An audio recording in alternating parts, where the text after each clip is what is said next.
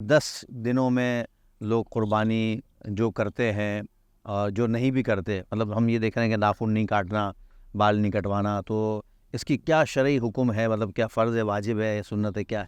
دیکھیے، یہ عمل مستحب کا درجہ رکھتا ہے کہ یکم ذی الحجہ کا جیسے ہی، یعنی ذی الحجہ کا چاند جیسے ہی نظر آ جائے تو اس کے بعد اپنے ناخن کو نہ کتروائیں اور اپنے بالوں سے کوئی حصہ نہ لیا جائے، یعنی انہیں نہ ترشوایا جائے۔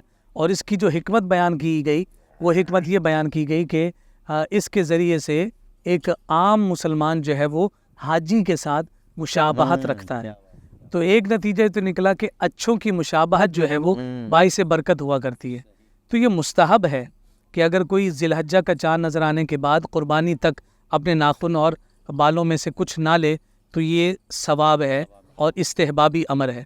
لوگ سوال یہ ایسے کر رہے ہوتے ہیں جیسے کوئی یہ فرض اور واجب کا درجہ رکھتے ہو کہ میں نے جی ناخن کاٹ لی، اب میرے لیے کیا حکم ہے، میری قربانی قبول ہو جائے گی یا نہیں ہوگی؟ تو یہ جان لینا چاہیے قربانی ایک مستقل الگ عمل ہے، اور یہ عمل اختیار کرنا حجاج کرام کے ساتھ تشبہ کی بنیاد پر استحباب کا درجہ رکھتا ہے۔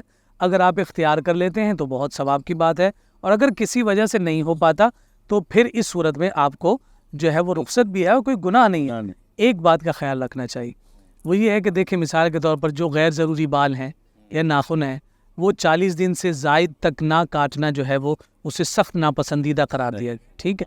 اب ایک شخص ہے کہ اس نے جناب اتنے عرصے سے جو ہے وہ اپنے غیر ضروری بالوں کو صاف ہی نہیں کیا، اور پھر یہ دن اور پھر یہ دن آ گئے اور اب یہ 40 سے ایکسیڈ ہو رہا ہے، تو اب یہ اختیار کرنا اس کے گناہ کا سبب بن جائے گا۔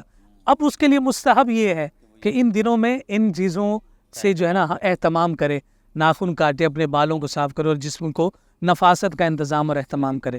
یہ تو ایک حکم ہو گیا، اور یہ ان لوگوں کے لیے ہے کہ جو اپنی قربانی، واجب قربانی ادا کرنے کی نیت کیے ہوئے ہیں۔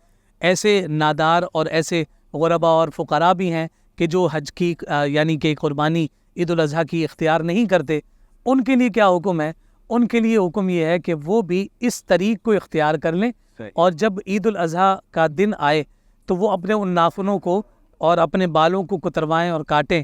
تو چونکہ انہوں نے وہ تشبہ اختیار کیا ہے تو رب ذوالجلال کی رحمت سے یہ امید ہے کہ وہ انہیں بھی اجر اور ثواب کی ڈھیروں برکات عطا فرمائے۔ سبحان اللہ۔